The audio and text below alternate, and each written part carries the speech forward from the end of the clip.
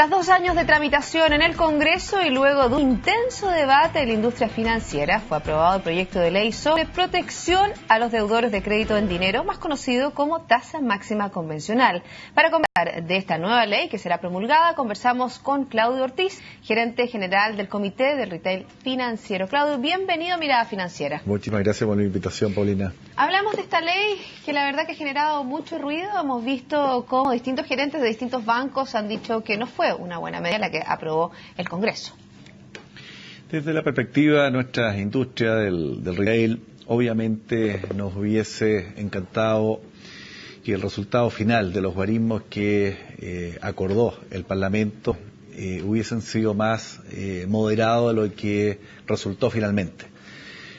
Para tener en cuenta la rebaja final que va a haber al cabo de 18 meses, significa una rebaja de un 31%. Entonces, para colocar esto en dimensión, la fijación de un precio de un producto que de la noche a la mañana, vía una regulación, baje en un 31%, obviamente es un impacto importante. ¿Por qué tú dices un 30%, Claudio? Se supone que baja del 54%, que es más o menos el máximo que hay actualmente. Estamos hablando de créditos de alrededor de 4,6 millones de pesos a 90 días, más o menos es el rango que se está utilizando, y se va a bajar a 37%. ¿Por qué estás hablando tú de un gap de tanto de 30%? El porcentaje de bajar desde 54 a 37% es una rebaja de un 31%. Ese es el delta de rebaja que se está haciendo, que es re importante tenerlo presente desde el punto de vista de lo que significa como impacto, ¿ya? Y mencionarlo igual que cualquier producto, cualquier bien que de la noche a la mañana se rebaje en un 31%, obviamente es de alto impacto. Pongámonos del lado del consumidor, que para el consumidor esta es una excelente ley, porque obviamente que el costo de endeudarse para cada uno de ellos baja. Yo entiendo perfectamente el legítimo derecho de los consumidores a esperar a los precios más bajos.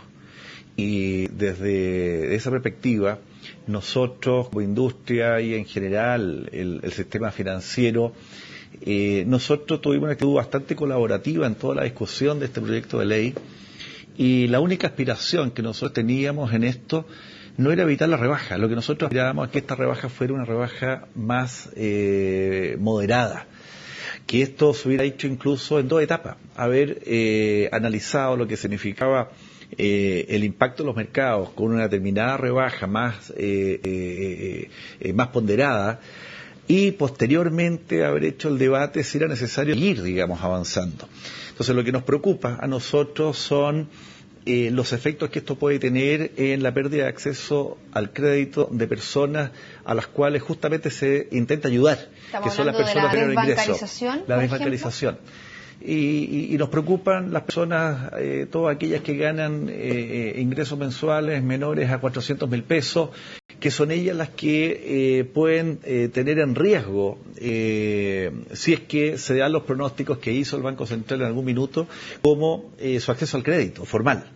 Entonces, lo que está hoy día en veremos es un poco la inquietud del sistema financiero en su conjunto, es el cómo se va a comportar el mercado finalmente de aquí a los próximos 2 años, si realmente los pronósticos del Banco Central, que decía que estos iban a ser entre 600.000 a 1 millón de personas los afectados, digamos, por una rebaja de esta magnitud, considerando el periodo que esté la economía. Si estamos en un periodo de auge económico, el número era más parecido a 600.000. Si estamos en un periodo más de desaceleración, estamos en un número más cerca de 1 millón de personas. Bueno, ahí lo vemos un poco que estamos en un periodo de desaceleración. Hemos visto cómo esta semana el Banco Central rebaja la tasa de política monetaria. También hemos visto cómo también los créditos de consumo han bajado. Pero a mí me gustaría un poco ir más allá de lo que significa para el ciudadano común y corriente. ¿Qué significa que dices tú que puede hacer que los bancos o las instituciones o el retail financiero no le presten plata a una determinada persona por esta rebaja de la tasa de interés? Ese es el riesgo que se asume con una rebaja tan importante que, desde el punto de vista nuestro, como industria, y yo creo que el sistema financiero en su conjunto vamos a hacer el mejor esfuerzo para que las inquietudes que levantó el Banco Central en su minuto se disipen y no se buscan. Pero está ese riesgo latente. ¿Y qué es lo que pasa? No nos olvidemos que las personas que ganan menos ingresos, los que tienen mayor movilidad laboral, las que no tienen empleos estables, los jóvenes que están en su primer trabajo, son las personas que tienen mayor riesgo y por ende, desde esa perspectiva, para muchas empresas probablemente el otorgamiento de esos créditos, sobre todo me refiero a los créditos de montos más pequeños, en el caso del retail estamos hablando de montos en promedio de 450, 490 mil pesos.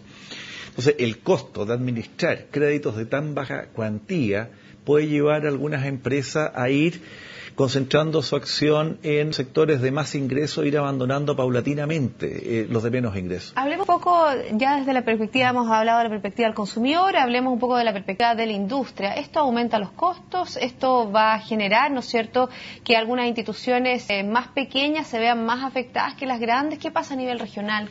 Bueno, esa es otra gran inquietud, Paulina, que hay que ver qué es lo que va a pasar a futuro.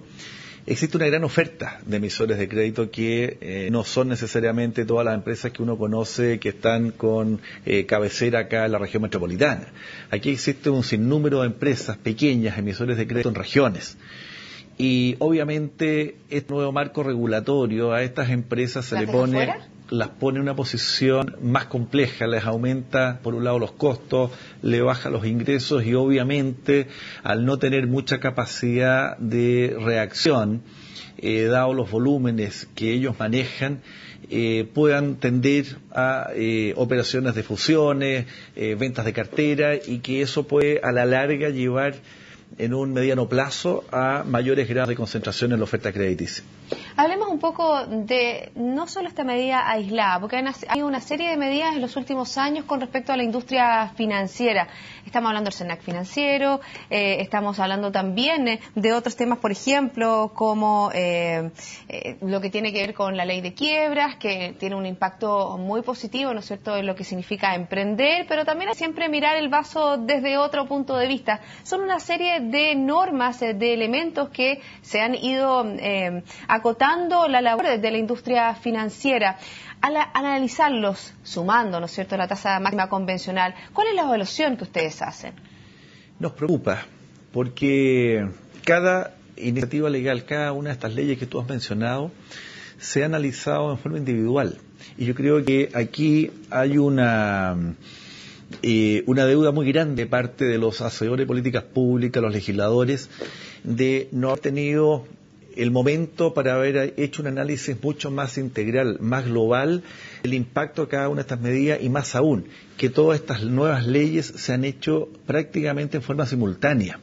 Entonces, todavía no se hace el análisis de cuál ha sido el impacto de la primera para ver cómo actuar respecto a esta segunda medida o la tercera o la cuarta. Entonces, eso puede llevar... Se va a largo plazo y esa es la gran preocupación nuestra, que hemos tratado en todas las instancias a las cuales hemos concurrido, en el Parlamento, en reuniones con el Ejecutivo, hemos hecho ver esto. Lamentablemente se ha privilegiado una mirada mucho más individualista a cada una de estas iniciativas.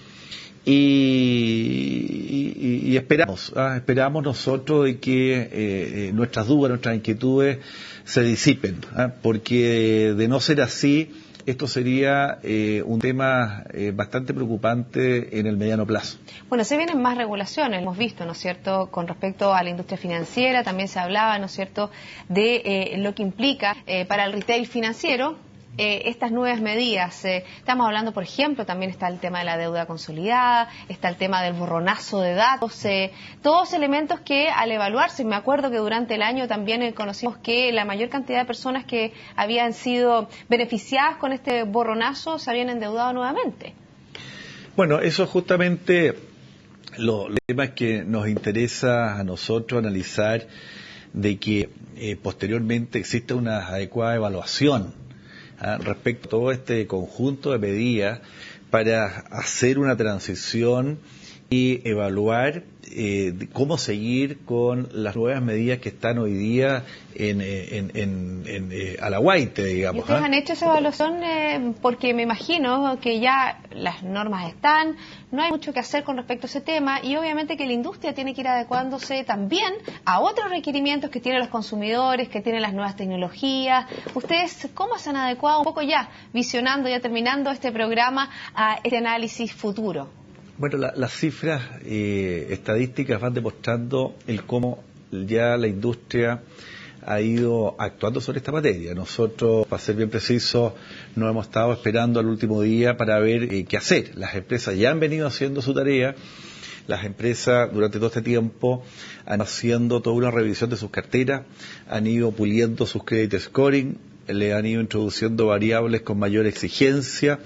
Eso significa de que el otorgamiento de crédito se está poniendo más exigente y las cifras que hoy día publica la propia Superintendencia de Banco dan cuenta de que ha habido una caída en cuanto al número de operaciones, ha habido una caída en cuanto al número de tarjetas emitidas, digamos, a la fecha, y que refleja de alguna manera este trabajo de depuración que han venido haciendo las empresas. Por otro lado, por ejemplo, uno ve en la propia banca. En la propia banca han habido anuncios de algunas instituciones del cierre de algunas sucursales que están orientadas hacia los segmentos C3D. Entonces, de alguna manera, lo que sentimos es que el sistema financiero en su conjunto ha ido paulatinamente abandonando los sectores más riesgosos y tratando de concentrarse su oferta en los sectores de altos ingresos. Nos quedan solo unos segundos. Me gustaría preguntarte sobre el consentimiento expreso, que también causó mucho ruido y la verdad que no se ha detallado nada aún. Estamos a la espera, Paulina, de lo que resuelva el Ministerio de Economía frente a un reparo que tuvo de parte de la Contraloría para nosotros lograr una certeza jurídica respecto a cómo debemos proceder para los cambios en los contratos y poder alzar, digamos, comisiones. Por ahora las empresas han tomado una actitud prudencial, nadie ha hecho movimiento alguno en materia de comisiones, han ido absorbiendo estos mayores costos las propias empresas y nos preocupa y esperamos que dentro de pronto podamos tener mayor certeza respecto a esta importante materia. Bueno, una serie de elementos que hemos tratado de analizar en pocos minutos. Claudio, te quiero agradecer por haberme acompañado. Este es el último programa de Mirada Financiera de esta temporada. Muchas gracias, Paulina. A todos ustedes quiero agradecer la compañía, su sintonía y, por supuesto, nos vemos en otra oportunidad. Siga en compañía de CNN Chile.